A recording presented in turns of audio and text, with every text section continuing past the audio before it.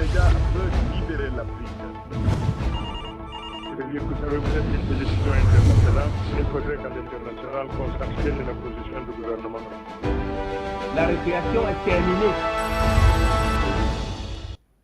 Bonsoir à toutes et à tous et merci de nous retrouver en direct pour cette autre édition de La Palabre Intellectuelle. Vincent Bolloré, bientôt entendu par la justice pour ses affaires africaines, c'est une interrogation.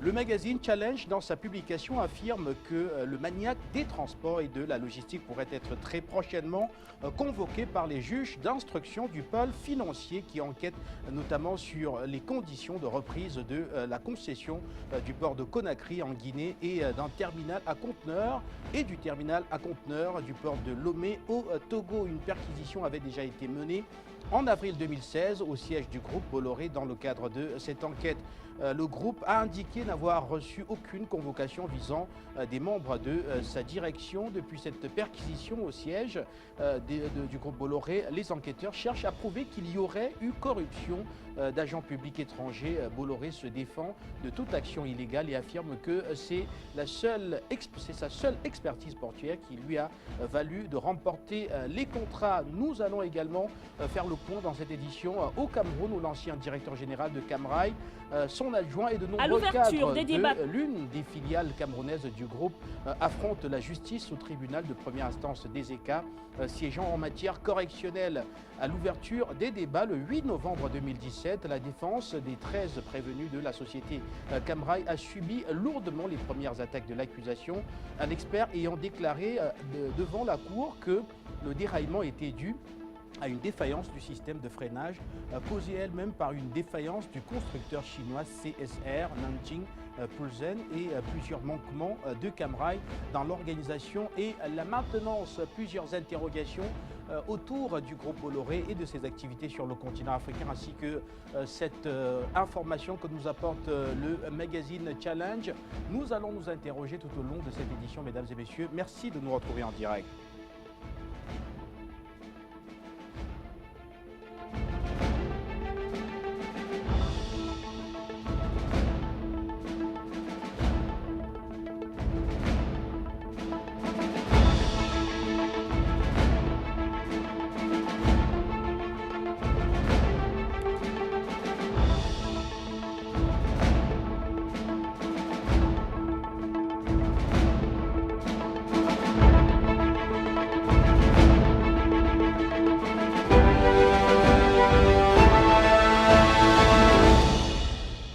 Une fois de plus, merci de nous retrouver en direct pour cette autre édition de La Palabre Intellectuelle. C'est la dernière édition de la semaine et nous recevons, comme on l'a fait d'ailleurs depuis quelques jours maintenant, Herman Musinga, journaliste qui nous retrouve ce soir pour commenter l'actualité. Bonsoir. Bonsoir Guy, bonsoir à tous les panafricanistes, bonsoir à toute l'équipe technique, bonsoir à Yagbagunga, bienvenue qui me suit en ce moment du côté de la RCA, bonsoir à Bleka Ferdinand de la Côte d'Ivoire, bonsoir à tous ceux qui nous écoutent, à tous ceux qui nous suivront à travers le monde. J'ose croire que ce soir encore, je serai à la hauteur des attentes de tous les téléspectateurs. Et je dis bonsoir, bonsoir encore, mille fois bonsoir à tous les panafricanistes. La patrie ou la mort, nous vaincrons. Et le fait marquant de l'actualité, ce sont donc c'est cette information qui a été apportée par le magazine Challenge qui annonce que Vincent Bolloré sera certainement entendu dans les tout prochains jours en France dans le cadre de plusieurs d'enquêtes qui étaient en cours d'ailleurs autour de l'attribution du port de Conakry, également d'un terminal à conteneurs du port de Lomé. Oui, il faut dire que c'est toujours le juge Serge Tournaire que l'on connaît bien, et cette fois-ci assisté de Aude Bérouzi, qui sont considérés aujourd'hui comme des spécialistes dans les enquêtes, dans les enquêtes politico-financières. Voilà. Et tout a démarré en 2010. Il faut par ailleurs préciser et le dire aux téléspectateurs que tout a démarré en 2010 lors des élections présidentielles, que ce soit du côté de la Guinée-Conakry comme du côté du Togo. Et d'ailleurs, le cabinet Havas, dont le sieur Bolloré a les grosses parts, où il est d'ailleurs le patron, alors s'est occupé de la communication des différents candidats. Et il était trop évident qu'à la sortie de ces élections, où l'on a eu la victoire du président Alpha Condé et du président Faure du côté du Togo, qu'après, au sortir de celle-ci, qu'on puisse leur attribuer ou alors attribuer toutes les richesses, toute la souveraineté, je dirais pas toute la souveraineté justement à la Guinée-Conakry, à M. Bolloré, et en ce qui concerne Lomé au Togo, ça a été uniquement le port autonome. Mais alors qu'entre-temps, la Guinée-Conakry avait déjà un concessionnaire qui était Necotrans, qui avait un contrat et qui a été rapatrié manu militari par l'armée, et qui a été éjecté manu militari par l'armée du côté de Conakry et a demandé de libérer le plancher.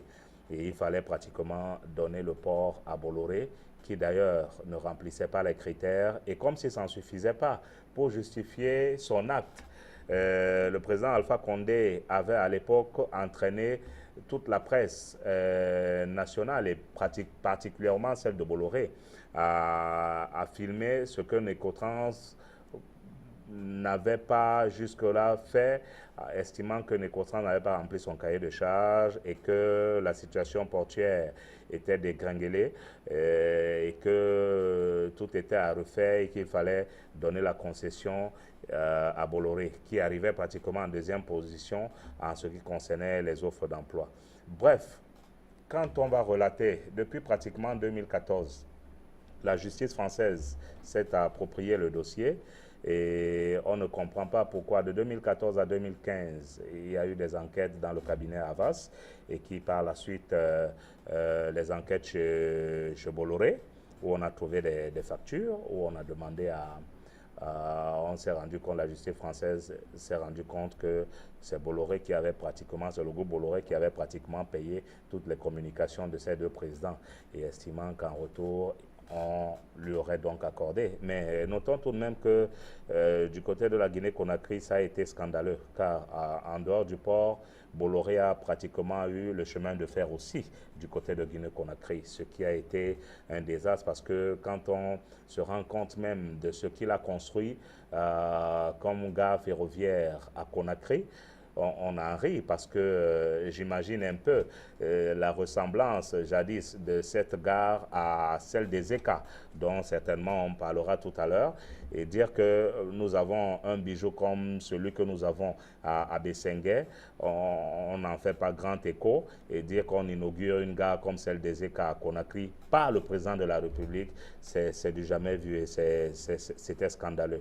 Mais vraiment, on s'est retrouvé aujourd'hui face à une situation. Heureusement, le président Faure, je ne le dédouane pas entièrement, mais je dis qu'il a été sage parce qu'en dehors du port de Lomé, et dont j'estime ne plus être capable ou à mesure de renouveler le contrat, mais quant à ce qui concerne la Guinée-Conakry, c'est scandaleux et je suis loin d'imaginer, puisqu'on sait déjà ce que le président Alpha Condé s'apprête à faire, puisqu'il n'a plus le droit de se présenter et qu'il risque de ne plus briguer un autre mandat, il s'attelle à tout faire pour lever le verrou au niveau de Guinée-Conakry, mais il ne passera pas.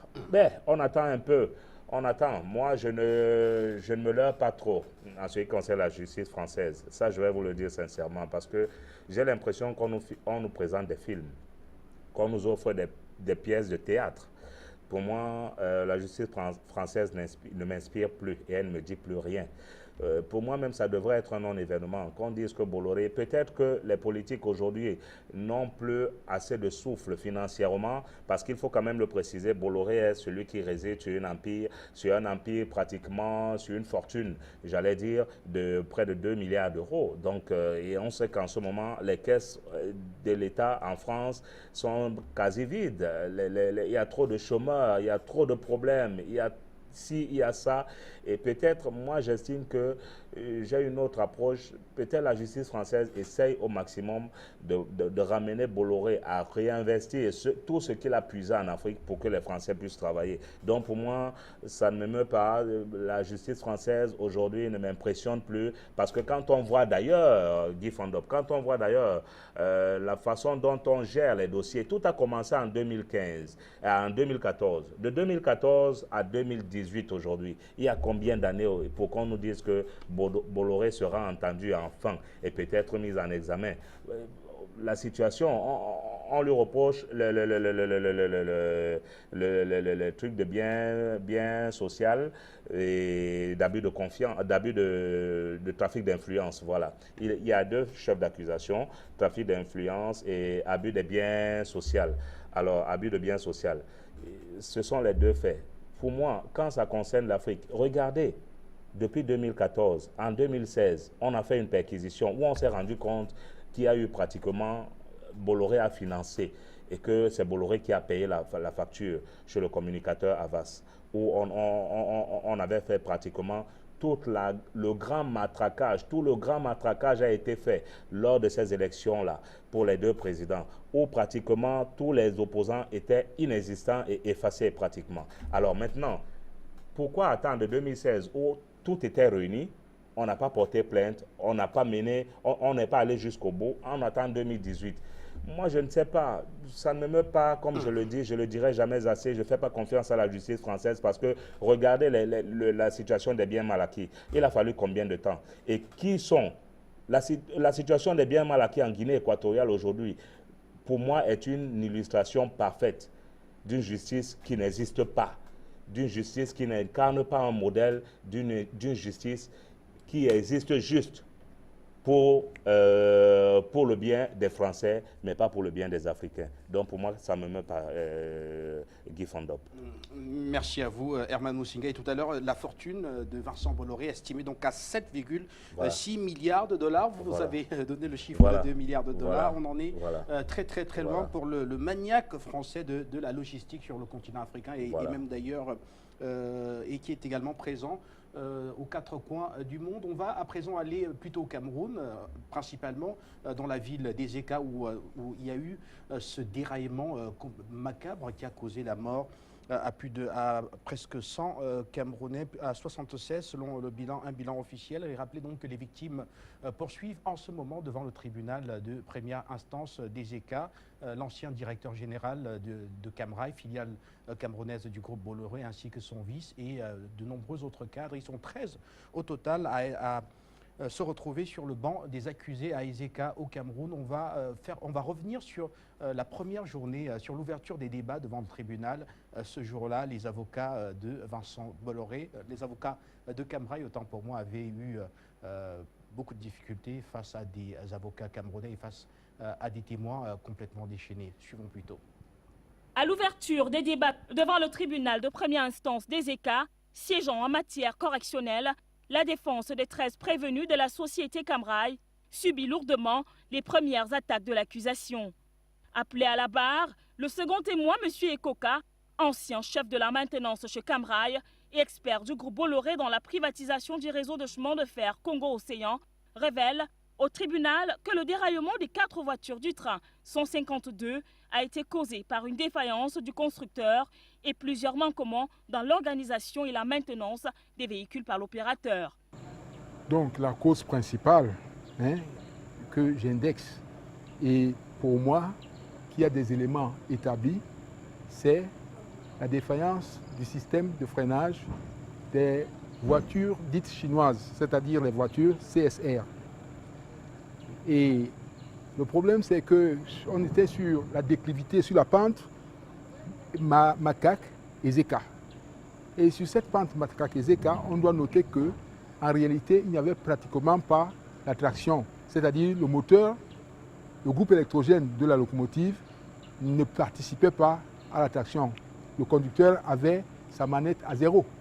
Donc il ne restait que les deux forces principales majeures qui étaient en réalité qui sont antagonistes, c'est-à-dire la gravité et les forces de freinage.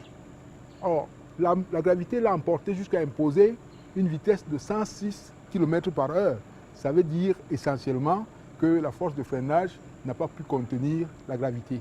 L'expert affirme que Camrail était bien au courant de la défaillance des systèmes de freinage des véhicules du constructeur chinois CNR Nongji-Pulson, fournisseur des véhicules qui ont quitté les rails. Des rapports de maintenance auraient, dès 2015, fait état des difficultés de freinage des véhicules. En réalité, Camrail avait connaissance de cette défaillance depuis, on va dire, depuis 2 ans. C'est-à-dire, on a des rapports de Camrail qui attestent de la connaissance de cette défaillance-là en janvier 2015 et en avril 2015. C'est suffisamment important pour qu'on arrête ce matériel, tout simplement. Bon, mais allez voir, au fond, pour quelle raison, en réalité, Camrail n'a pas osé arrêter le matériel. Mais on aurait dû arrêter, comme le font toutes les grandes sociétés, Samsung avec son S7, et Boeing avec Dreamliner. Les deux ont eu des problèmes de batterie et ils ont vu que non, ça expose les passagers au danger, la sécurité était engagée. Ils ont préféré arrêter et régler le problème avant de reprendre, de le remettre en service. L'expert ferroviaire ajoute que la connaissance des difficultés de freinage des véhicules pourrait justifier le non-paiement par Camrail de 10% des 18 milliards de contrats de vente entre l'opérateur camerounais et le constructeur. D'après M. Ekoka, mécontent du système de freinage des véhicules, la filiale camerounaise du groupe Bolloré aurait décidé de ne pas payer le reste de factures. Des informations et des déductions rejetées par la défense de Camrail qui a remis en cause avec virulence la qualité d'expert du témoin lors de la cross-examinations, créant au passage quelques objections de l'accusation. Chaque année, les différentes cours d'appel du territoire désignent une série d'experts. Et il est patent que M. Ekoka est un expert agréé auprès de la cour d'appel du centre. Donc je ne saurais généralement comment c'est fait. La cour d'appel vérifie les qualifications de ces experts-là. Donc je suppose qu'elle a fait son travail et il est évident qu'il a été convoqué. Et parce qu'il est un spécialiste justement en matière ferroviaire. Je pense que c'est la raison pour laquelle il est parmi nous. Et je pense qu'il nous a parfaitement expliqué la situation et ça peut édifier et la salle, et ça peut édifier, je pense, le tribunal et nous-mêmes qui sommes les avocats de la partie civile. Alors, voilà, c'était donc là, c'était l'ouverture des débats au tribunal de première instance des ECA en France. On ne sait pas si Bolloré se retrouvera en procès ou pas, mais au Cameroun, en tout cas, c'est 2 de ses anciens cadres, à savoir l'ancien directeur général de Camrail et son adjoint, sont bel et bien affrontent la justice camerounaise, Herman Moussinga. Ils affrontent la justice camerounaise. Je me rappelle encore à l'époque où il y avait des tambours et des tam-tams, tout un boucan sans pareil lors de l'arrivée de ces voitures au port de Douala, où on nous disait voilà la réussite, voilà le succès, voilà. À l'époque, c'était Robin Kili qui recevait ces voitures, où il recevait même les locomotives. Bref, ça ne me surprend pas. Parce que tous ceux qui ont permis à Bolloré d'entrer dans ce pays et de s'approprier pratiquement tous les domaines de souveraineté de notre pays, posez-moi la question de savoir où ils sont. Ceux qui ont fortement manœuvré pour que Bolloré, parce qu'ils étaient convaincus qu'au lendemain, puisqu'ils donnaient le président pour partant, ils étaient convaincus qu'au lendemain du départ, ou alors du départ du président, justement, ils allaient accéder au pouvoir. Et ils sont où aujourd'hui? Quand on regarde, le constat est clair, il est là. Les hommes comme Robin Kili. Je vais vous dire, cette Camrail même qu'on donne à Bolloré, Bolloré ne faisait même pas partie des gens qui étaient dans la shortlist de ceux qui devaient s'approprier Camraï, la régie FECAM à l'époque. Il faut le dire aux gens. Parce que l'État, je l'ai déjà dit sur ce plateau, l'État à l'époque, la régie FECAM ayant des problèmes, des experts se sont réunis. Et ces experts, on ne leur fait pas appel quand il s'agit de la Camraï, quand il s'agit même des problèmes du chemin de fer dans notre pays aujourd'hui. On se pose beaucoup de questions. J'avais déjà dit ici sur ce plateau qu'à l'époque de la régie FECAM, on est allé déclarer, on est allé dire au chef de l'État que Minko a volé, alors que la régie FECAM avait un problème financier qui, au bout de 6 mois environ, devait être écumé. C'est-à-dire, c'était une situation qui était à moins de 30 milliards. Et compte tenu uniquement du transport du matériel, les experts, les ingénieurs camerounais avaient demandé à l'État de ne pas céder la Camraï. Mais jusque-là, on est allé, certains esprits, les ennemis du progrès de notre pays, les ennemis du peuple camerounais ont amené l'État à donner Camraï et avec le concours du FMI. Mais aujourd'hui, on n'est pas trop surpris de ce qu'on vit. Moi, je dis, le premier ennemi, c'est d'abord ceux qui ont amené l'État à céder, à donner Camraï. Et c'est ceux-là d'abord qu'il faut frapper. Bon, on est sur le plan de la justice aujourd'hui. On attend de voir, mais laissez-moi vous dire qu'on sait aujourd'hui que Bolloré est en perte de vitesse partout en Afrique et l'Afrique est en train de changer. Ne soyez pas surpris de l'issue du procès du Cameroun, car on sait aujourd'hui que c'est un homme qui a passé son temps à faire souffrir les États africains et il n'est pas exclu que la justice camerounaise lui fasse payer, pas ce que la justice française me présente. On va rapidement ouvrir le standard de la télévision panafricaine. Bonsoir à vous, vous nous retrouvez en direct. Alors, que vous inspirent ces nouvelles autour du groupe Bolloré et de ses activités sur le continent africain? Bonsoir. Ok, bonsoir, M. Guy. Bonsoir. C'est Zeffel depuis l'Allemagne Club. Parce que celui qui est au standard, il pense que c'est un nouveau, il ne me connaît pas. C'est Zeffel depuis l'Allemagne. Oui. Monsieur Guy, si vous pouvez me permettre de parler un peu de la Côte d'Ivoire, ce qui se passe présentement dans mon pays est très grave. Parce que j'ai envoyé la vidéo à M. Bachi. Malheureusement, je n'ai pas votre messenger pour vous envoyer cette vidéo. Mais ce qui se passe aujourd'hui en Côte d'Ivoire, c'est quand on parle de Bolloré ou de Bouygues, c'est la même chose aujourd'hui. Le roi que vous appelez l'investisseur de l'Afrique, c'est le plus mauvais. Aujourd'hui, ce qui se passe en Côte d'Ivoire, c'est grave. Aujourd'hui, les Ivoiriens, le pays, est vendu dans la main des Marocains. Quand M. Bachi va vous lancer cette vidéo, vous verrez ce qui s'est passé en Côte d'Ivoire. Il y a un monsieur qui a été battu copieusement, un Ivoirien qui a été frappé copieusement par des Marocains dans un supermarché parce que ces Marocains disent que leur roi a acheté la Côte d'Ivoire, donc tous les Ivoiriens sont de la merde aujourd'hui en Côte d'Ivoire. C'est pour dire que tous ces Bolloré ou ces Bouygues qui viennent qu'on donne des marchés, des Libanais qu'on donne des marchés, et qu'on n'est pas possible même d'aller dans leur pays pour faire la même chose, faites attention. Parce que le Maroc aujourd'hui n'est pas plus riche que le Cameroun. Le Maroc n'est pas plus riche que la Côte d'Ivoire. Le Maroc n'est pas plus riche que, comment dirais-je, les autres pays d'Afrique, comme la Guinée équatoriale, ainsi de suite. Même la Guinée qui est là, même le Mali qui est là. Le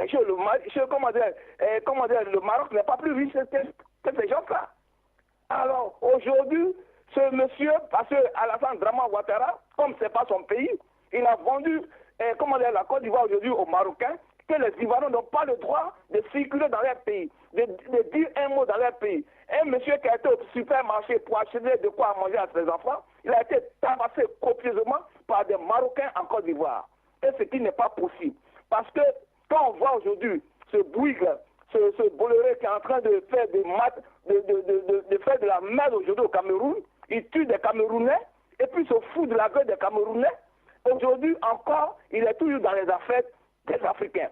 Moi, je ne comprends pas si ce sont les Africains qui n'ont pas l'argent pour investir ou tout simplement parce que nos dirigeants sont collés dans la gorge des Français. Sans les Français, ils pensent que nous autres, on ne peut pas vivre. Nous, on peut vivre. Il y a des choses, des Africains qui sont en Afrique, qui ne connaissent même pas la France, mais ils vivent. Ils ont ce que les Français, mais ils dépassent même les Français aujourd'hui dans leur économie, dans leurs choses. Comment ce qu'ils ont comme bien. Alors d'où il faut qu'on fasse attention. Avant de donner des contrats bidons comme ça, comment dirais-je, j'ai d'abord félicité d'abord le président béninois qui a arraché, qui a le courage, qui a arraché le grand marché à ce monsieur. Alors aujourd'hui, en même temps, la Guinée de Sékou Touré, aujourd'hui où il y a la dignité, alors comment dirais-je, ce monsieur qui est arrivé au pouvoir, nous on pensait qu'il allait venir pour faire de bonnes choses, or que c'est pour vendre le pays de la Guinée dans la main des Français encore. Mais c'est la merde. Mais où on va avec ces gens-là? Qu'est-ce que vous voulez qu'on fasse avec ces gens? Quand on les critique, quand on dit tout ce qu'on veut d'eux, vous parlez toujours que non, ce sont nos parents, ce sont nos dirigeants, on ne peut pas faire, même s'ils ont fait 40 ans, s'ils ont fait 20 ans. Non, soyons sérieux. Soyons sérieux. Parce que ce qu'on est en train de voir aujourd'hui, ce n'est pas l'histoire de rester longtemps au pouvoir. Mais il faut aimer tes citoyens. Il faut donner la valeur à tes citoyens. Il faut donner la dignité à tes citoyens. C'est ça que nous voulons. Alors si ces gens-là ne veulent pas faire cela, alors où on va avec ces gens-là? Mais quelle que soit leur durée ou ce qu'ils font, c'est la merde qu'ils font pour les Africains. C'est pourquoi je vous ai appelé, parce que ce que ce monsieur est en train de faire, ce bruit ou ce boléro, quoi, s'ils sont en train de faire en Afrique, c'est la merde, il faut que ça s'arrête. Nous ne sommes pas des bétails pour faire des rails des bétails. Et on ne va pas aller vendre encore les Noirs dans les pays africains ou dans les pays où il ne sait pas où. Alors il faut qu'il arrête de faire ces conneries-là et qu'il arrête de tuer, comment dire, des Africains. On n'est pas trop, on n'est pas nombreux sur le continent, mais si eux sont nombreux, ils ont prendre des contrats ici en France pour construire, comment dire, les trains qu'ils appellent grande vitesse, les TGV, il n'a qu'à prendre le contrat pour faire ça. Pourquoi il vient en Afrique pour construire de la merde et puis on le regarde? Vraiment, M. Guy, je vous dis merci pour ce travail que vous faites. Et votre invité qui est à côté, parce que c'est un homme, quand il parle ce qu'il faut parler. Il parle de direct. Il n'est pas là pour contourner, il ne parle pas politique. Il parle ce qu'il vit. Il parle ce que nous vivons. C'est ça qu'on dit un homme. Un homme, quand il marche, il doit laisser les traces, comme dit le président Gbagbo. C'est ça. Quand on les écoute, certains palénistes sur votre plateau, comme Maître Momo et celui qui est devant moi, quand il parle toujours, quand je l'écoute, il ne fait pas les discours. Il dit directement ce que je pense, ce que celui qui est au fond des choses de la forêt, il pense. C'est ça qu'il faut dire aux gens. Merci. Il n'y a pas trop duré, mais ça m'énerve trop. Merci et bonne continuation. Continuez dans ce sens. Merci à vous pour votre participation. On va poursuivre au Cameroun avec M. Marma qui nous retrouve. Bonsoir. Alors bonsoir. Bonsoir, bienvenue à l'antenne. Alors, les nouvelles autour du groupe Bolloré, qu'est-ce que cela vous inspire? Monsieur Guy-Fongré, c'est absolument mon Dieu que je vous appelle. Oui. Vraiment, moi, j'ai fait partie des victimes. Hein. J'ai travaillé dans le groupe Bolloré. J'ai travaillé dans le groupe qui fait la présidence avec Bolloré. Vraiment, ce monsieur, c'est quelqu'un qu'on doit chasser du Cameroun. Je ne sais pas s'il y a un pays au monde où Bolloré est exploité comme le Cameroun. Parce que moi, je suis l'un des victimes. Bolloré a cassé les Camerounais.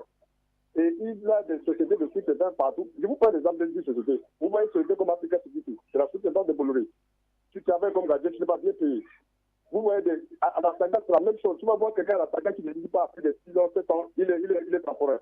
Donc, c'est quelqu'un qu'on doit chasser de l'Afrique. C'est quelqu'un qu'on doit chasser du Cameroun. Il exploite énormément les Camerounais. Et vraiment, le sort est entre les mains de notre chef de l'État et de Dieu. Si vraiment d'autres chefs d'État, vraiment africains, qui veulent vraiment nous aider, qui chassent ce type de ce pays, on ne doit pas partir du Cameroun à tout prix. Il va arriver un moment même qu'il faudra organiser une manifestation contre Bolloré parce qu'il faudra chasser ce genre de Cameroun. C'est des ennemis. C'est des ennemis de l'Afrique. Je ne sais pas tout, monsieur, je vous parle avec les larmes aux yeux de ceux qui pourraient. J'ai été abusé par le groupe Bolloré. C'est des gens qu'on doit chasser du Cameroun. Moi, je le répète, j'ai un appel aux panafricains. Vraiment, il faudra qu'on organise une marche contre Bolloré dans toute l'Afrique. Il faut que Bolloré sorte de l'Afrique centrale. Je vous salue, bonsoir. Merci à vous pour votre contribution. Votre avis a été pris en compte. On va poursuivre avec Jean Sapolo qui est aux États-Unis. Bonsoir. Bonsoir Guy Fongré. Bonsoir. Bonsoir votre invité. Je salue les techniciens de saluer les panafricanistes. D'abord, j'ai eu une question. On ne va plus Bazakani. Il paraît qu'il est en mission, on ne sait pas. Bon. Et aussi Béni Chris. Béni Chris connaît bien le dossier Guinée équatoriale. S'il peut venir, Bolloré surtout le cas de Bolloré. Vous voyez, Guy Fondop, c'est un cas vraiment qui gangrène l'Afrique. Et ça vient du fait que Bolloré est un franc-maçon. Alors, on doit lui donner tous les marchés possibles en Afrique. Parce qu'il y a plein de francs-maçons en Afrique, dans nos pays. C'est ce que la France, c'est un piège de la France pour pouvoir les enrouler, pour les assujettir. On leur fait peur. Il ne faut pas parler. C'est ce que le blanc demande qu'ils doivent faire. C'est ça. On les traumatise. Mais c'est déjà tard. L'éveil vient par la puissance de Dieu. Alors, Bolloré, le problème qu'il y a entre Bolloré, Sarkozy, tout ce qu'on évoque à Paris, là, comme l'a dit votre invité, c'est de blabla, ça ne nous concerne pas. C'est un système de Macron pour encore soudoyer les Africains, pour dire qu'il défend effectivement la cause des Africains, pour encore nuire, parce que la France a des problèmes. Donc, il faut chercher des moyens pour nous assujettir encore. C'est ça. Vous voyez, Macron disait, quand il était venu au Burkina Faso, qu'il allait donner des bourses aux filles. Voilà encore un moyen que ceux-là veulent préparer encore pour nous dominer. Il va donner des bourses à nos frères et sœurs qu'on va amener à Paris. On les met encore dans la secte maçonnique, les laver le cerveau, et ceux-là encore vont venir pour nous diriger en Afrique. Mais je ne pense pas que ça va marcher. Macron a déjà la lumière sur lui. Son esprit est faible par rapport à la source des esprits créés par l'univers en Afrique. Donc, nous devons comprendre, ne soyons pas naïfs devant ces soi-disant justice. C'est faux.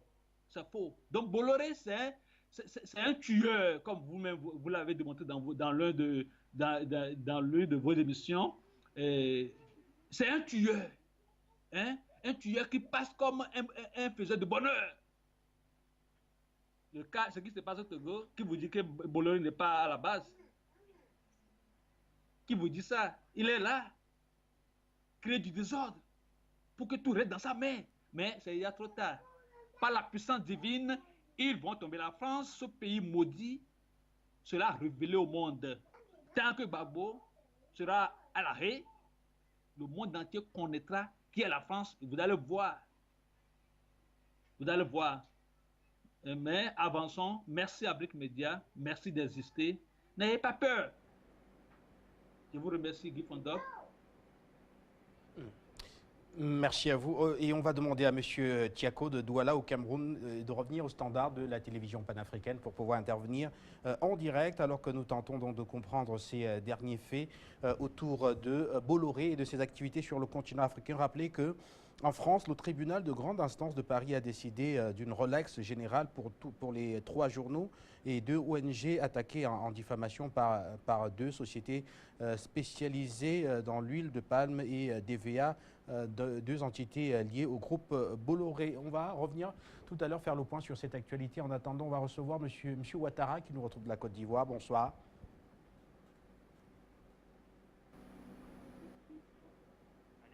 Bonsoir. Bonsoir, monsieur. Bienvenue à l'antenne. Monsieur, bonsoir. Bonsoir.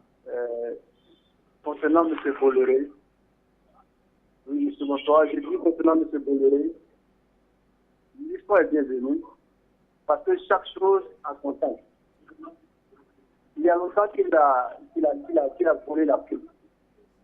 Et chaque voleur doit être attrapé. Je pense que c'est le moment. Et tous les présidents africains, les leaders africains, doivent emboîter les pas. Parce que le moment est venu pour mettre la présidence. Voilà. C'est ce que je voulais dire. Merci à vous pour votre intervention. Et nous poursuivons toujours au standard avec vous qui nous retrouvez à la maison. Pasteur Soa, vous êtes en direct. Bonsoir. Bonsoir, Pasteur Soa. Bonsoir Guy Fondon. Bonsoir, Guy Fontaine, vous me recevez Oui, parfaitement, Pasteur Soa, bonsoir. Vous êtes au Ghana, bonsoir, oui. Bonsoir, Guy Fontaine. Je salue aussi l'invité Moussenga, Herman. Guy Fontaine, il faut dire que c'est important parce que je vais m'exprimer vraiment sur le sujet. Guy Fontaine, il y a une commémoration du 11 avril, le couronnement d'une imposture impérialiste pour mettre fin à la démocratie en Côte d'Ivoire. C'est ce qu'on a commémoré depuis le 11. Et je voulais aussi vous annoncer que depuis le 13 2001, nous avons aussi perdu un grand homme de Dieu en Côte d'Ivoire qu'on appelle le prophète Kapou Séverin. Aujourd'hui, 13 encore, on a aussi réfléchi parce que c'est aussi quelqu'un qui a quand même fait le tour du monde et qui a quand même prêché l'évangile. Et aujourd'hui, le 13 où Dieu l'avait enlevé. Je reviens maintenant sur le sujet de ce soir. Le sujet de ce soir est très important, dans le cadre où Vincent Bolloré est bientôt attendu par la justice pour ses affaires africaines. Oui, si logiquement cette justice européenne, c'est-à-dire la justice française, elle est vraiment crédible, il n'y a pas de problème parce qu'il y a trop de choses. Il y a trop de choses dans chaque pays où se trouve Bolloré, Bouy, tout cela. C'est l'injustice. D'abord, commençons par le système salarial, c'est très grave. Quand on nous montre les films au Cameroun, peut-être qu'ils n'ont pas montré encore dans les autres pays, tels que la Côte d'Ivoire, d'autres pays. Mais, quand on prend le système de caméra, il faut réellement que ces clients soient vraiment dédommagés. Parce que ce qui s'est passé au Cameroun, il y a eu des morts, il y a eu des décès. Et là, je pense qu'il n'y a pas de débat. Et il ne faudrait pas que d'autres juristes camerounais se mettent dans un système de corruption. Parce qu'il s'agit des vies des Camerounais qui sont partis, et des Africains qui sont morts, et des Panafricains qui sont partis. Donc, il faudrait que cela soit important et que le gouvernement camerounais prenne cette chose-là importante et de sorte que, comment dirais-je, les victimes soient réellement dédommagées, c'est très important. Donc, ce qui est en train de se passer, il ne faudrait pas que ce soit un jeu. Voici comment la France est en train d'humilier les Africains. Edi Nguema est parti en Europe avec son avion. Ça a été bloqué. On lui a imposé de l'argent. Et il a payé cet argent et il est parti. Mais ce temps aujourd'hui est poursuivi par des problèmes, des biens mal acquis, quoi qu'on ne comprend rien. Et l'Union africaine, l'Afrique ne dit rien. Moussenga, Herman, je pense que sur ce point, tu pourras nous expliquer pourquoi l'Union africaine, avec tout cette maltraitance que la France fait subir à l'Afrique, pourquoi l'Union africaine, pourquoi les Africains, les dignes fils, ne réagissent pas sur ce point. Et on regarde, que ce soit Paul Biya, que ce soit ces personnes-là, quand on les maltraite, on dit tous deux, et l'Union africaine ne dit rien. Ou c'est parce que l'Union africaine est toujours tenue aliénée, ou est tenue captive dans les mains de l'Union européenne, que l'Union africaine n'arrive pas à réagir. Regardons encore la situation qui se passe en Centrafrique. La situation qui se passe en Centrafrique, il y a eu un coup d'État manqué. Alors il ne devait pas avoir un coup d'État manqué parce que ce pays vient de loin. Logiquement, l'Union africaine devait statuer sur ce problème. Qu'est-ce qui ne va pas? Est-ce que c'est la France qui est à la base? On ne comprend pas. Voilà encore un blanc qui fait un officier français au Rwanda, après le génocide, qui soit un livre, qui raconte sa vie pour dire que non, voilà. Mais tout ça, on ne comprend pas. Et l'Union africaine dit quoi de tout ça? Donc, voici nos problèmes. Le problème que là, Vincent Bolloré, il est qui? Est-ce qu'il est un Dieu sur la terre? Mais il faudrait que cet homme-là soit réellement interpellé parce que je pense que dans l'Union africaine, je pense qu'il y a une branche quand même qui gère le côté juridiction, le côté juridique. Et on peut également interpeller cet homme. Pourquoi il se comporte comme ça? Et ça est là, et on ne dit rien. Et souvent, même d'autres sont renvoyés sans droit, ils sont renvoyés. D'autres sont blessés, ils ne sont pas traités. D'autres souffrent. C'est-à-dire, et les salaires ne peuvent même pas dépasser le SMIC. D'autres ne peuvent même pas avoir 400 000, 500 000 par mois. Ces personnes vont tout le temps travailler et ils seront tous des malheureux, et ils seront tous des pauvres. Et la France va grandir, la France les Français vont avoir le gros ventre et nous, on va tout amaigrir. Est-ce que ça signifie ça? Ce sont des dossiers sur la table que l'Union africaine doit vraiment prendre et statuer là-dessus et voir clair. Toute société en Afrique ici, une société étrangère, l'Union africaine doit voir clair là-dedans. Comment, qui est l'embauche, qui est engagé, qui n'est pas engagé. C'est ça, une structure panafricaine. C'est ça, une structure vraiment qui veut aider vraiment les Africains. Donc, il ne faudrait pas que ça soit une structure comme ça, diplomatique, et ça va également soutenir ou apporter les soutiens à ces hommes. Donc, il faut donc, au risque de me répéter, je pense que ce que Zerfel a dit tout à l'heure, j'ai reçu la vidéo sur mon fils. Un Ivoirien a été frappé dans un marché. Et c'est deux femmes marocaines qui ont frappé le monsieur et ils ont dit pour finir que leur roi a payé la Côte d'Ivoire. Vraiment, c'est grave. Et ces deux femmes, ce n'est pas des hommes, c'est deux femmes qui ont frappé le monsieur dans le supermarché. Parce qu'il est sorti, il voulait revenir pour se mettre en rang. Les femmes ont pris sa place. Et les femmes ont voulu le filmer. Il a refusé. Voici pourquoi on le frappe. Et ils l'ont botté. Et pour finir, on dit que non, toi, notre roi, le Marocain, a payé la Côte d'Ivoire. Tout ce qui se trouve ici, il a payé. Donc vous êtes, vous, comment on les appelle en show là, ils ont dit, vous êtes n'importe quoi. Donc vraiment, ça nous fait très mal. La Côte d'Ivoire a vraiment des problèmes. Et actuellement, la vidéo est en train de tourner sur le fils. Vraiment qu'il faut donc que le Seigneur vous bénisse. Bonne émission. C'était passé ça depuis le Ghana. Voici pourquoi nous sommes en train d'appeler sur Afrique Média pour expliquer ce qui se passe vraiment en Côte d'Ivoire. Merci. Merci à vous, Pasteur Soa. Depuis le Ghana, on va poursuivre avec M. Nguessan qui nous retrouve des États-Unis. Bonsoir. De la Belgique, autant pour moi. Bonsoir. Monsieur Nguessan, est-ce que vous nous recevez?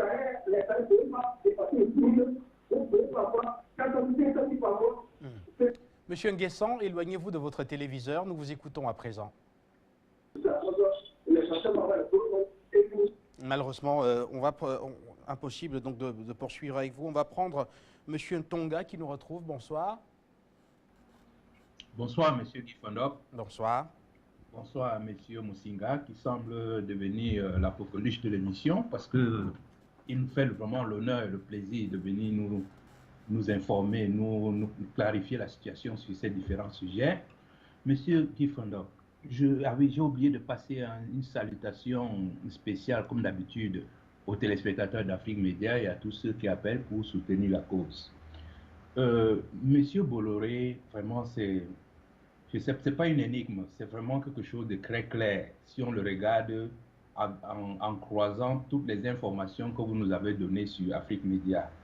Premièrement, je crois que cet homme-là représente les chefs d'État français qui, au cours de leur pouvoir, mettent la main sur beaucoup de choses en Afrique qu'ils ne peuvent pas officiellement réclamer. Donc on envoie un bouc émissaire devant pour pouvoir faire office de propriétaire. Donc on ne va pas revenir sur ses relations avec M.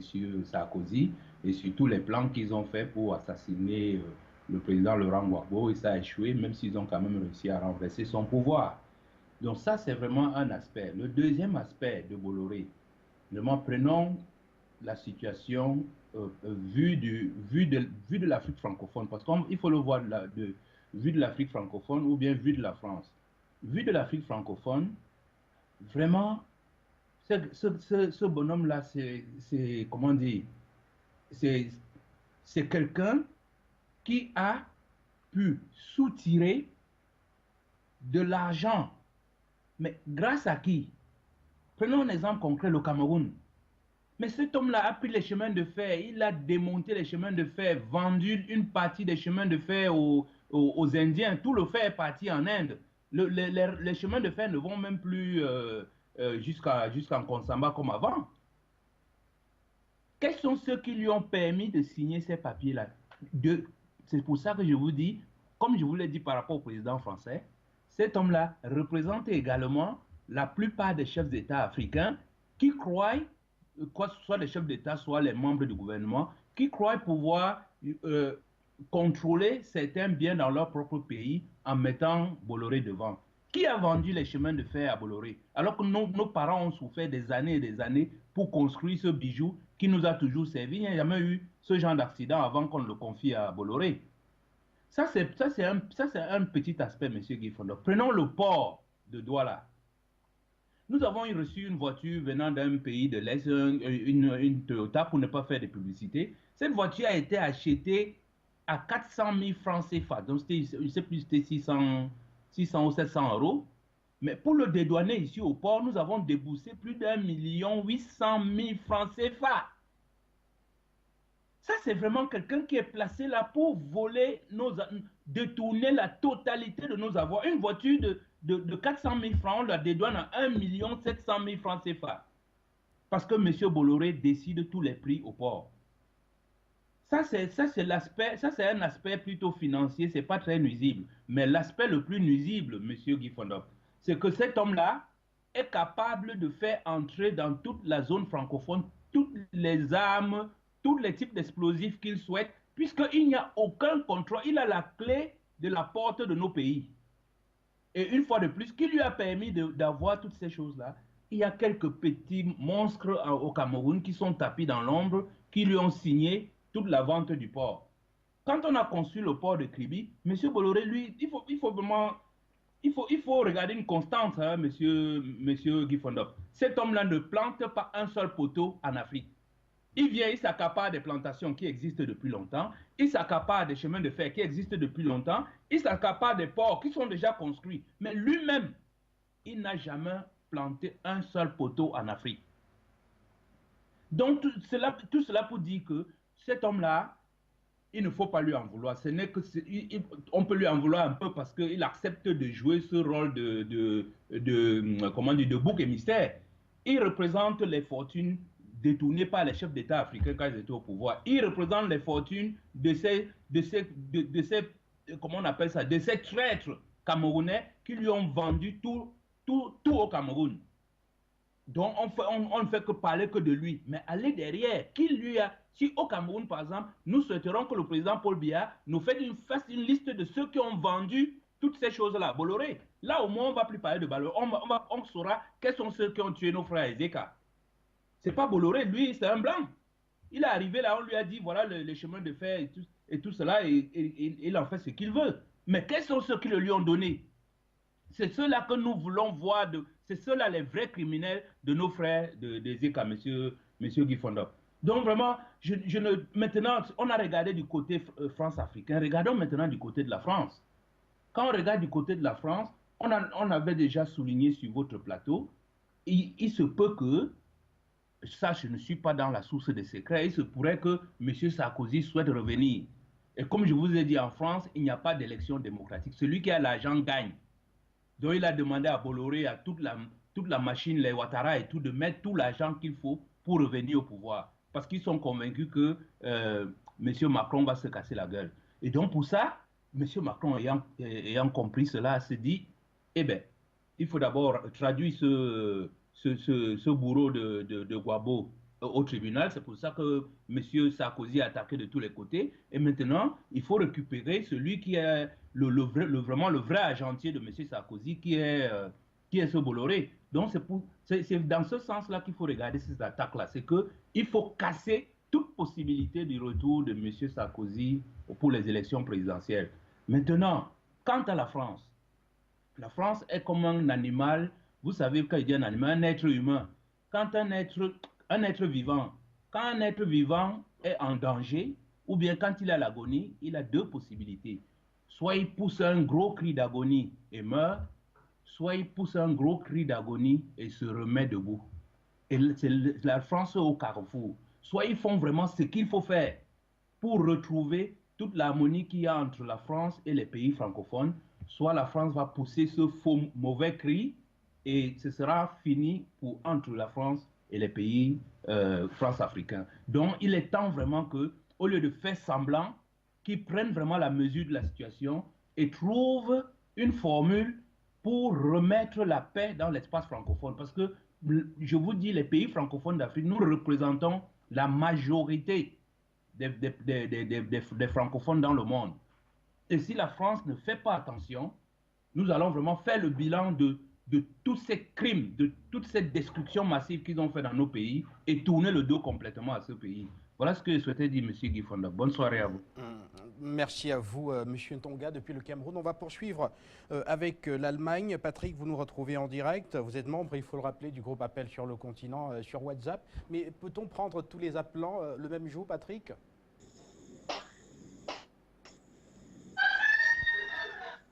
Oui, allô? Oui, Patrick, bienvenue à l'antenne. Nous vous écoutons. Oui, merci mon très cher frère Guy Fodop. Merci, alors, je vous demandais tantôt, vous qui êtes membre du groupe Appel sur le continent sur WhatsApp, est-il possible de prendre tous les appelants de l'émission le même jour? Naturellement pas. Naturellement pas, mais la question... Allez-y, intervenez. Oui. C'est une question piège, mais naturellement pas. C'est évident. Hein, c'est évident. Donc, toutefois, la stratégie que tout téléspectateur devrait avoir, si possible, parce que je sais que tous n'ont pas forcément la même capacité de patience et surtout de crédit, mais qu'à cela ne tienne, il faut seulement persévérer, et bon, en espérant, parce que parfois on n'est pas pris, hein, et on doit aussi faire avec, c'est la vie. Parfois. Mais essayez, s'il vous plaît, c'est juste ma prière, dans la mesure du possible, de prendre certaines personnes, surtout quand ces personnes sont déjà en attente. Donc, Patrick également, Patrick, oui. Il faudrait rappeler que cela passe également par la durée que vous allez mettre dans votre intervention, parce que nous ne coupons personne. Donc si vous parlez 8 minutes, sur 1h30 d'émission, vous voyez qu'il ne va pas nous rester beaucoup pour les autres. C'est compris, c'est compris. Merci beaucoup. Allez-y, s'il vous plaît. Le maître à jouer, c'est vous, effectivement. Vous êtes souverain et forcément, nous nous soumettons à la règle que vous fixez dans votre émission. Tout à fait normal. Merci, mon très cher frère Guy Fodop. Merci à tous les téléspectateurs d'Afrique Média. Merci aux standardistes et aux braves techniciens, aux braves standardistes, bien sûr aussi. Merci, un bonsoir, je dirais comme ça, à votre panéliste, M. Moussika, déjà pour les analyses qu'il a faites tout à l'heure. Je vais, coupler mon analyse comme ça aussi à celle du téléspectateur Tonga, je crois, de Douala. Oui, tout à fait, oui. Oui, effectivement, parce que vous savez, à travers mes observations, à travers des petites recherches que nous faisons. Et c'est un devoir pour tout téléspectateur de faire ces recherches, surtout pour tout Africain éveillé aujourd'hui. On n'a pas le droit et on n'a pas le choix. Il faut chercher et fouiller pour connaître, car le peuple périt par faute de connaissances parfois. Donc il faut savoir avant de pouvoir agir de manière chirurgicale. Voyez-vous, en 2019, s'achève le contrat d'exploitation du terminal à conteneurs, du port de Douala, si les informations que je reçois de plusieurs sources sont exactes. Et ce terminal à conteneurs est contrôlé aujourd'hui, alors est exploité par le groupe Bolloré et un autre groupe, je ne sais pas très bien le nom. Donc, le grand défi serait de voir, mon cher frère Guy Fodop, c'est ça qui est important dans la stratégie d'analyse, c'est-à-dire, après 2019, j'espère bien que le bon Dieu nous gardera en vie pour que nous puissions voir effectivement à quelle entreprise on donnera l'exploitation du terminal à conteneurs de Douala. Parce que c'est Bolloré aujourd'hui, mais je peux vous rassurer. S'il s'avérait que Bolloré récupère encore ce conteneur pour l'année prochaine, alors pour moi, du moins ce pan de l'analyse sera déjà coché. Parce que je comprendrai tout de suite, parce qu'on n'a pas besoin d'être un dieu pour cela, on comprendra que en effet, il y a un lien de servitude fort qui lie nos chefs d'État, et dans le cas du Cameroun, le chef d'État du Cameroun, avec effectivement Bolloré, le groupe Bolloré, et M.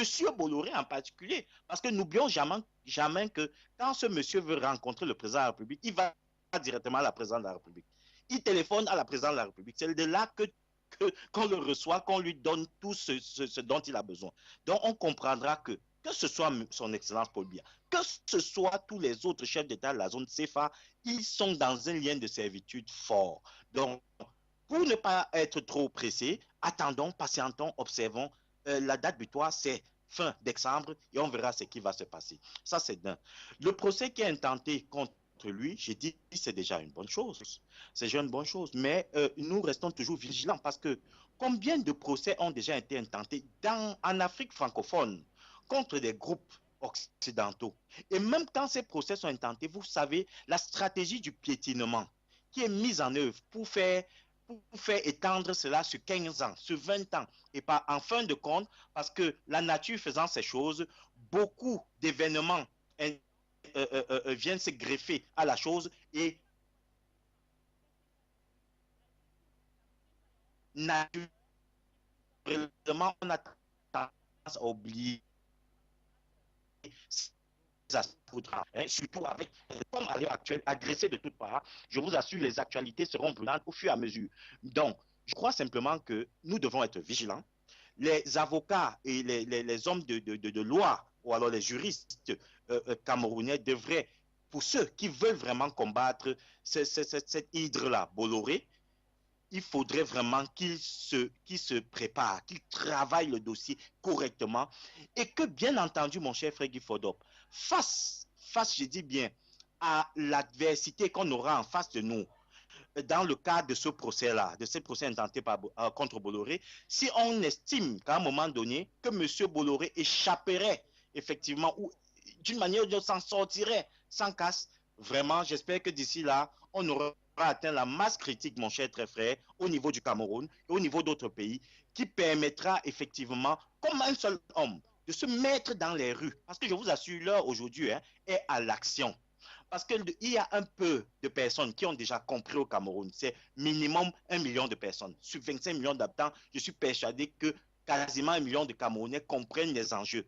Peut-être pas approfondis, mais que ce soit au Cameroun ou ailleurs en Afrique CFA, beaucoup ont déjà compris.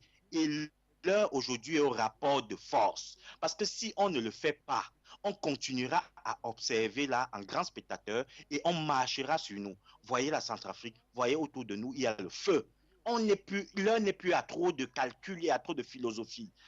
Donc, véritablement, l'heure est venue et je tire encore un coup de chapeau, je l'ai dit ce matin, à un peuple d'hommes intègres qu'on appelle le peuple burkinabé, parce qu'eux, ils ont compris une chose et l'histoire retiendra cela. Un peuple comme un seul homme a chassé, je dis chassé du pouvoir, un homme qui se croyait demi-dieu. Parce qu'on lui a dit ne touche pas la Constitution, il l'a touché, croyant que comme dans l'histoire, ça va se reproduire de la même manière, le peuple a dit non et on l'a chassé. Et dès lors, mon cher frère Guy Fodop, c'est une loi de la nature. Quand le prochain chef d'État arrive, il sait quel type de peuple il a en face de lui. Il sait que c'est un peuple qui a déjà fait ses preuves dans l'histoire et peut à tout moment le mettre hors. Donc, vivement qu'on atteigne ces niveaux-là, au niveau des régions CFA, pas pour créer la violence et les guerres dans les pays, non. Mais pour dire au chef d'État que lorsqu'on vous place là, faites attention, nous sommes vigilants, nous la jeunesse et le peuple, on est capable aussi de reprendre le pouvoir qu'on a donné parce que vous êtes notre employé. Donc vraiment, vivement que votre panéliste nous enrichisse davantage avec ses analyses. Bonne continuité, bon courage M. Guy Fodop, en avant Afrique Média, merci. Merci beaucoup à vous et on laisse la priorité au standard. On va prendre Peter qui est à Ngaoundéré avant de revenir sur le plateau. Peter, bonsoir. Bonsoir, M. Guy Fodop. Bienvenue à l'antenne, Peter. Oui. Bonsoir. Ce que je voudrais dire, M. Guy, on ne peut pas de M. Vincent Bolloré, mais pas sans chercher à voir aussi complexe. Parce que de cela. Malheureusement, Peter, il nous est impossible de vous écouter en direct. On va plutôt prendre un autre appelant. Toujours au standard et rappeler, essayez encore et soyez bref, comme ça, cela nous donnera la possibilité de recevoir encore plus d'intervenants. Bonsoir. Allô? Bonsoir. Je suis à l'antenne? Oui, vous êtes à l'antenne. Bienvenue. Bonsoir, monsieur Guy. C'est monsieur Abou depuis le Royaume-Uni. Je suis très content de vous avoir ce soir. Merci. Bon, en vous disant tous les encouragements à la nouvelle recrue du Standard. Nous espérons que Adrien va bien l'entraîner et qu'il sera au niveau très très bientôt. Je salue mon ami Pasteur ce soir du Ghana et je salue votre invité et je voudrais revenir sur avant de parler de Bolloré, sur un petit point dont mon confrère Zefel a parlé. Quand dans un pays, un étranger frappe un natif du pays, un autochtone, et que les autochtones sont là et ils ne disent rien, c'est que la faute n'est pas à l'étranger, la faute aux autochtones. Alors, en Angleterre, on ne peut pas frapper un Anglais. Moi qui suis là, si je frappe un Anglais, tous les Anglais qui sont autour de moi vont venir prendre la défense de l'Anglais. Ils vont me tabasser. C'est comme ça. En France, je ne peux pas frapper un Français. Tous les Français qui sont autour, ils vont venir me tabasser. Partout. Mais en Côte d'Ivoire, si nous-mêmes, on ne s'aime pas, alors qui va nous aimer à notre place? On frappe notre frère devant nous et on ne prend pas sa défense. Et qu'on veut se plaindre. Non. Moi, jamais je verrai quelqu'un frapper mon frère de ma famille, quelle que soit la faute de mon frère de ma famille, mais je vais corriger la personne qui l'a frappé. Avant même de demander quelque chose que ce soit, je vais corriger la personne et je ne vais même pas chercher explication. Tant que mon frère sera tabassé par quelqu'un qui est en dehors de ma famille, moi je prenais toujours parti de mon je prenais toujours pas parti de mon frère pour le défendre. C'est comme ça. Donc, c'est notre manque de solidarité toujours qui nous enfonce. Vous comprenez? Maintenant, je ferme cette parenthèse, je reviens sur Bolloré.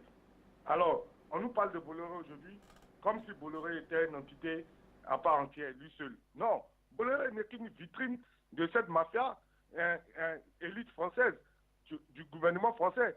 Bolloré, c'est quelque truc, comme on appelle ça, un exécutant. Vous comprenez? Tout ça, c'est la France-Afrique. Bolloré, c'est que on le met là en tant que truc, comme on appelle ça, un point de contact, c'est tout. Voilà, c'est un point de contact, c'est un comptoir. Sinon, c'est l'élite française. Hein? Et avant lui, il y a eu Bernard Tapie, c'est toujours le même système, le même scénario. Les Bolloré, là, ils peuvent créer beaucoup de Bolloré. C'est qu'une couverture. Sinon, c'est toujours la continuité du gouvernement français pour paupériser l'Afrique. Dire que non, c'est un businessman, c'est facile. Voilà, mais en dessous, quand Bolloré a un contrat, c'est le président français qui s'en va régler ça avec nos présidents, avec des menaces à l'appui. Donc, c'est pas parce qu'il excelle. C'est la même chose comme ils ont fait pour Alassane, que je dis toujours à qui on veut l'entendre. Nous, on est ici, on sait comment les recrutements se font. Même moi, M. Abou, qui vous parle, on m'a approché, hein, mais on refuse. N'importe qui. C'est-à-dire que quand vous êtes à l'université ici, il y a des recruteurs qui passent, les recruteurs de ces mafias-là, de cette mafia internationale qui passe et qui essaie de voir vos CV. Alors, en fonction de vos CV, les gens vous recrutent et ils vous disent que voilà, on va vous sponsoriser jusqu'à ce que vous finissez votre diplôme. Quand vous allez arriver à terme, on va maintenant vous emmener dans votre pays. Maintenant, voilà ce que vous devez faire avec une ligne de route. Alors, vous acceptez, on vous emmène à terme. C'est comme ça qu'on a recruté Alassane. Quand on parle de docteur Alassane, il n'y a rien de tout, c'est zéro. Vous comprenez? C'est quelqu'un qui a été sponsorisé jusqu'à ce qu'il arrive là où les gens voulaient qu'on l'emmène. Donc, on cherche toujours des têtes. C'est toujours un nom seulement pour le mettre là devant comme une vitrine. Alors, et puis faire la sale besogne, c'est tout. C'est un bras séculier qu'on cherche. Donc, Bolloré, c'est un bras séculier. Donc, le combat, c'est toujours le gouvernement français. On doit toujours combattre le gouvernement français et les bases militaires. Parce que c'est à cause des bases militaires que les gens ont peur d'aller au bout de leurs pensées. Nos présidents ont peur de chasser les gens comme les Bolloré. Parce que tous ceux-là, ils sont liés. Ils font partie de l'ensemble de la mafia. Dès que vous avez affaire à Bolloré, alors Bolloré sponsorise l'argent que Bolloré gagne. C'est ce qu'on prend pour payer les bases militaires aussi. Donc les bases militaires aussi sanctionnent et le coup d'État est vite fait. Puisque Bolloré à l'époque, en Côte d'Ivoire, on a saisi les hélicoptères, les mêmes hélicoptères qui ont bombardé Babo. On a saisi une tête. Mais ce que les gens oubliaient, Bolloré avait déjà emmené plein d'hélicoptères comme ça par rapport au port d'Abidjan. Vous comprenez? On n'a que saisi un seul hélicoptère, mais en dépit de ça, on n'a pas pu se préparer pour ce qui arrivait. Donc c'est ce qui se passe. Les Bolloré, tout ça, c'est que des sous-marins, des sous-couverts. Sinon, le vrai coupable derrière, c'est le gouvernement français. Je vous remercie. Bonne continuation. C'était M. Abou depuis le Royaume-Uni. Merci à vous, M. Abou depuis le Royaume-Uni. Et on poursuit toujours avec le standard. On va prendre un autre appelant. Herman, avant de revenir sur le plateau, on va encore prendre un appelant avant de revenir. Voilà. Voilà. Vous nous retrouvez donc en direct. Bonsoir. Oui, oui, bonsoir. Bienvenue à l'antenne. Merci beaucoup. Nous vous écoutons. Oui, en fait, je voulais participer par rapport au débat et je voulais apporter ma petite contribution sur l'Afrique. Oui, nous vous écoutons. Et en l'occurrence pour le Cameroun. Oui. Par rapport à vos médias, j'ai eu, puisque je écoute Afrique Média depuis quelques années, mais par rapport à une certaine crainte par rapport aux réactions venant de l'extérieur ou bien venant même de l'intérieur. J'ai vraiment pris du temps pour appeler. Je tenais d'abord à le dire, parce que ce n'est pas évident. Mais néanmoins, je pense quand même que nous avons atteint un niveau où, en Afrique, il faudrait vraiment que les jeunes prennent conscience. Et pour le cas Bolloré, c'est un problème vraiment grave pour lequel on devrait vraiment parler. Je sais aussi qu'au Cameroun, en 2020, les accords entre la France et le Cameroun prendront fin. Et je sais aussi que M. Biya a pris la décision de ne pas re-signer des accords avec la France par rapport à votre chaîne. Ça, j'en suis heureux. Mais je voudrais que le cas Bolloré, je voudrais particulièrement parler du cas Bolloré, parce que c'est un monsieur, on dira c'est un homme d'affaires, mais c'est un homme d'affaires qui agit uniquement sous couverture des diplomates et des présidents français. Parce que je me rappelle au Cameroun, par rapport aux informations, quand le port de crédit lui a été refusé, il a fallu, si je me rappelle bien, que M. Hollande descende au Cameroun et que quelques temps après, qu'on retrouve Bolloré encore à crédit. Je pense que ce genre de business ne devrait pas avoir lieu parce que c'est des business qui sont liés à la politique. Et je voudrais aussi faire comprendre aux jeunes que la politique, c'est un jeu. Et il ne faudrait pas que les gens aient peur d'y jouer. Mais c'est juste un jeu où personne ne devrait normalement périr. C'est un jeu où tout le monde devrait être gagnant. Parce que quand on essaie un peu de lier la géopolitique et la géostratégie, on se rend compte qu'effectivement, le jeu que ces gens mènent en Afrique, c'est un jeu qu'il faudrait qu'on dénonce efficacement, sans crainte. Parce que si on continue à avoir peur, eh bien, on se retrouvera en train de vendre même nos petits-enfants. Et on ne peut pas évoluer comme ça. Il est temps qu'on prenne conscience qu'il y a des gens qui sont dangereux pour nous, en l'occurrence ce monsieur Bolloré, en l'occurrence cet État.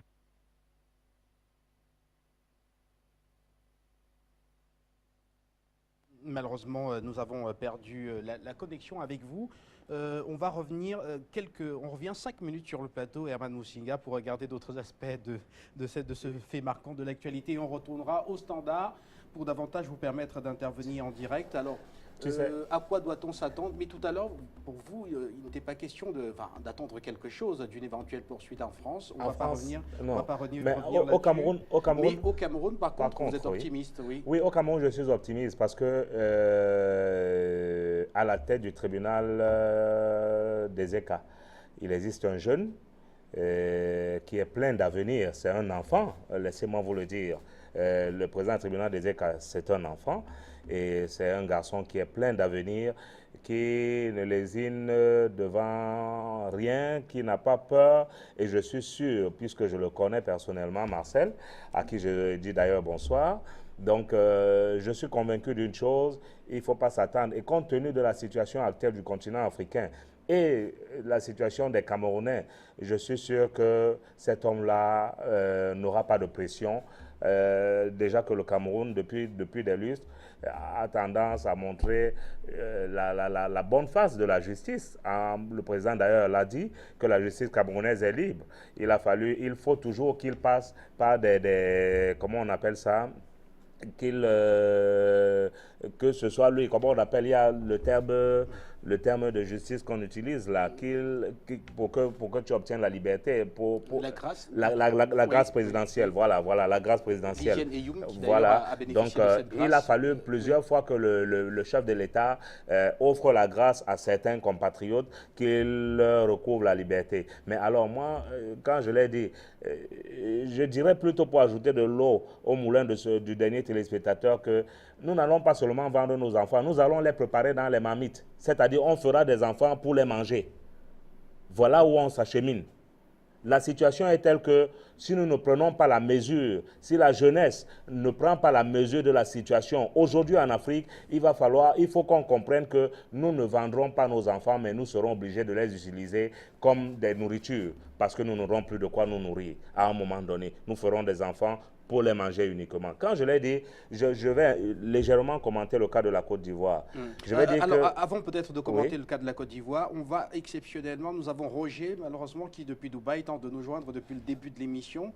Il nous a écrit finalement, donc on va tenter de prendre donc Roger pour qu'il puisse faire son intervention sur le plateau, et comme ça on reviendra pour que vous puissiez davantage vous développer sur le cas de la Côte d'Ivoire. On a bien retenu le point. Alors Roger, nous avons arrêté tout pour vous. Veuillez intervenir donc en direct pour que nous puissions vous écouter. Rappelez que nous saluons également Brice qui nous suit depuis la ville de Lille en France, qui également n'a pas pu nous joindre et qui nous envoie une réaction. Bonsoir à vous sur le plateau. Bonsoir à M. Musinga. Bonsoir également aux téléspectateurs qui nous suivent. Simplement pour vous dire que nous sommes à l'écoute. C'est très très difficile de vous joindre, mais retenez que Bolloré en Afrique, c'est comme tout homme d'affaires qui arrive quelque part où il n'y a pas de règles.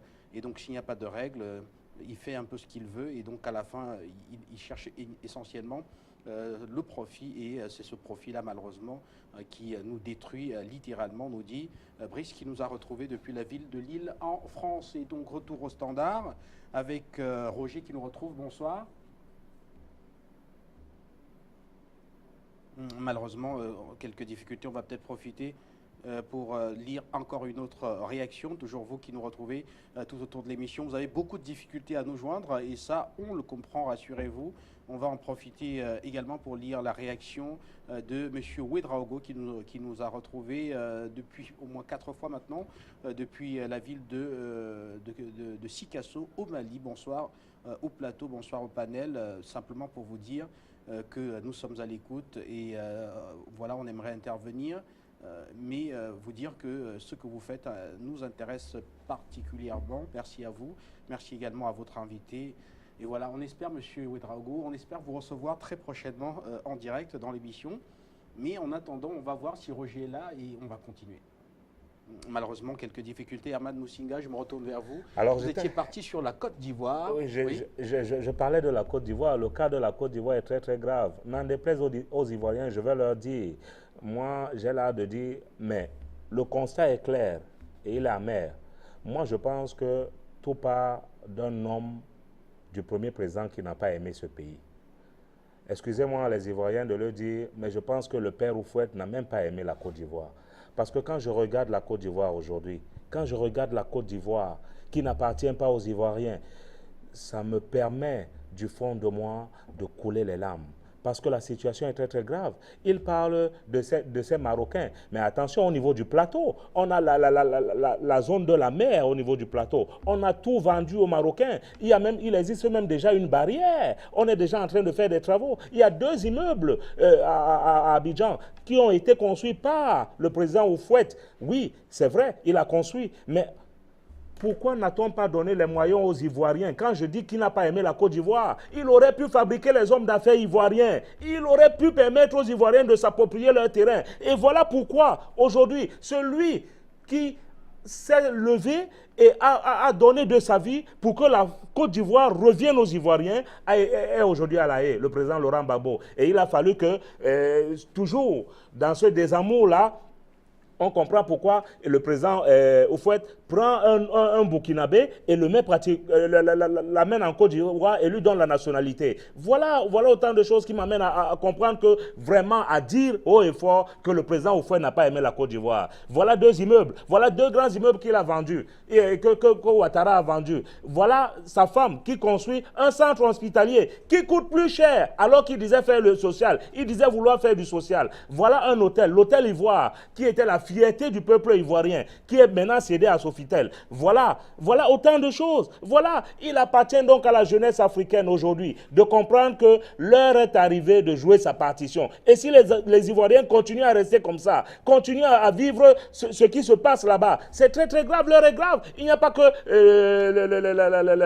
la plage du plateau qui est vendue aux Marocains. Il y a pratiquement tout qui est en train d'être revendu aux Marocains. Il faut voir tout ça. Et parlant de l'autre téléspectateur qui nous parlait de l'Union africaine, vous savez, l'Afrique a une fois de plus raté le coach. Laissez-moi vous le dire. On a une fois raté le coach lors de la dernière session. Parce que on s'attendait, on regrette aujourd'hui, et beaucoup d'Africains regrettent aujourd'hui de n'avoir pas donné le poste au ministre des Affaires étrangères de la Guinée équatoriale. Parce qu'on était convaincu que Mahamat allait suivre l'élan du président Déby, dont on sait, on reconnaît un panafricanisme engagé. Mais on est très surpris et très déçus aujourd'hui de l'Union africaine. Les grosses caisses d'argent, les dollars, les millions de dollars qui ont été proposés, on ne comprend pas l'inactivité, l'inefficacité de l'Union africaine aujourd'hui face à tous les problèmes qui minent l'Afrique. Donc moi, je pense qu'il est très très important aujourd'hui, à tous les niveaux. Il faudrait que les Africains comprennent qu'on ne doit rien attendre de nos dirigeants. C'est-à-dire que même les dirigeants qui ont besoin de vous soutenir, que la jeunesse africaine comprenne que même les dirigeants qui ont besoin de vous soutenir ne montreront pas leur visage. Parce qu'en même temps, ils ont des progénitures, ils ont toute une vie, toute leur vie à préserver, et il y va de l'intérêt ou de la suivi des uns et des autres. Peu d'Africains ont donné leur vie pour leur patrie, et il faut que les peuples, la jeunesse africaine comprennent qu'il est temps aujourd'hui pour elle de jouer sa partition. Merci à vous, Herman Musinga. Roger, vous nous retrouvez donc finalement de Dubaï. Ça n'a pas été facile. Vous avez essayé tout au long de l'émission. Bonsoir, exceptionnellement. Bonsoir. Oui, bonsoir Guy Fondop. Bonsoir. Bonsoir Afrique Média, bonsoir vos techniciens. Guy Fondop, j'aimerais intervenir juste sur le cas Bolloré. Vraiment synthétiquement, le cas Bolloré, c'est un cas, comment dire, très... c'est un cas de corruption à la lumière du jour. C'est un peu comme le fameux cas des ministres camerounais qui volent, quoi. Donc, si on ne le voit pas, c'est juste parce qu'on veut faire l'autruche, quoi. Il faut cacher la tête sous le sable. Ce n'est pas aujourd'hui que la justice française doit sortir pour se prononcer sur ce cas.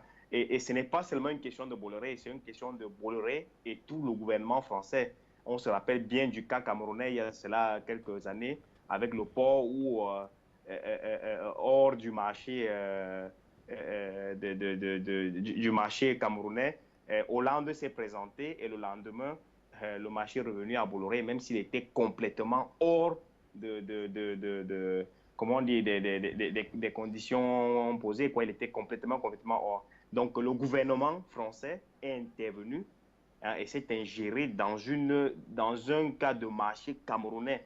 Et elle l'a fait pour pouvoir donner ce marché à Bolloré. Donc aujourd'hui, la justice française ne peut pas sortir pour dire qu'elle va enquêter sur Bolloré pour des questions de corruption ou d'influence, on ne sait pas quoi. On le sait, la justice française est là au service de l'État français, au service des multinationales françaises. Et sachant que l'Afrique, les Africains sont en plein éveil et que ça va bouger, ils essayent, comme toujours, de se renettoyer un peu l'image et de faire penser qu'en France ou en Europe en général, il existe encore quelques groupuscules de Blancs qui ont en souci l'intérêt de l'Afrique ou des Africains. Ça, il ne faut vraiment pas se leurrer. On ne tombe plus dans ce genre de piège. Et personne, je pense que même les bébés de CEP l'ont déjà compris, c'est là, quoi. Donc, nous n'y croyons pas. On sait que c'est juste de la fumée aux yeux et que les Africains se préparent vraiment et soient prêts, parce que malheureusement, nos leaders ne feront rien pour cela, qu'ils soient prêts vraiment à sortir pour affronter ces cas des Français sur nos territoires. La France, l'Occident en général sur nos territoires. On n'en a plus besoin. Ils ont foutu déjà assez de dégâts. Tout ce qui nous ramène, ce sont des dégâts. Et donc, on en a marre et ça arrivera, on les foutra à la porte. Merci à Afrique Média de nous illuminer continuellement. Merci aux standards et aux techniciens qui nous permettent de visionner, de vous suivre. Bonne continuation. Merci à vous Roger de Dubaï. On va peut-être tenter un dernier et puis on sortira avec vous, Herman Musinga, sur ce plateau. On sortira définitivement de l'émission. Vous nous retrouvez en direct. Madame Cissé également, vous patientez depuis tout à l'heure très certainement. Bonsoir. Allô? Bonsoir Madame Cissé. Allô? Bonsoir. Oui, bonsoir. Oui, nous vous écoutons. Bonsoir Afrique Média, bonsoir Guy Fondoff. Bonsoir. Ça fait un moment que je ne vous ai pas appelé Guy Fondoff. Et bonsoir à Herman Musinga à côté de vous.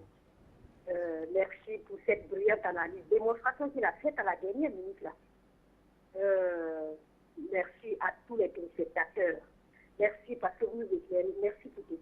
Et Herman, pourquoi vous voulez vous excuser? C'est ce que vous avez dit quand on était un intellectuel, quelle que soit comment on appelle, on déteste, c'est la vérité que vous avez dit. Tout ce que vous avez dit est la vérité. En Côte d'Ivoire, la base a été faussée depuis le président Ousseini. C'est pas une affaire, qui est née comme ça hier, aujourd'hui ou hier. Depuis le début, on est envahi. Et les gens sont là, il ne faut pas parler d'une histoire d'étranger. Ça, quand vous dites à quelqu'un, tu es malien, tu es guinéen, tu es burkinabé, ça c'est une injure en Côte d'Ivoire. Vous ne devez pas dire à quelqu'un qui est étranger. Mais je ne comprends pas. Mais aujourd'hui, celui qui est là, lui, tout le monde sait. C'est comme si c'était un secret polichinelle. Il est burkinabé. Il n'a jamais caché ses dessins. Son programme politique, il n'a jamais caché. Il a dit qu'il allait venir exterminer tous les Ivoiriens. C'est ce qu'il est en train de faire. Les gens meurent en prison. Les gens ne se soignent pas. Il n'y a pas à manger. Et ainsi de suite. Les gens sont en exil. Il a vidé les postes des gens. Il a violé. On exploite les Ivoiriens. C'est comme ça. Il n'a jamais caché. Mais face à tout cela, moi, c'est le silence coupable de comment dire, la CEDEAO. Cette maudite CEDEAO corrompue qui est soumise à la France. C'est des sous-préfets. Ensuite, on va à l'UA. L'UA, moi, c'est une coquille vide.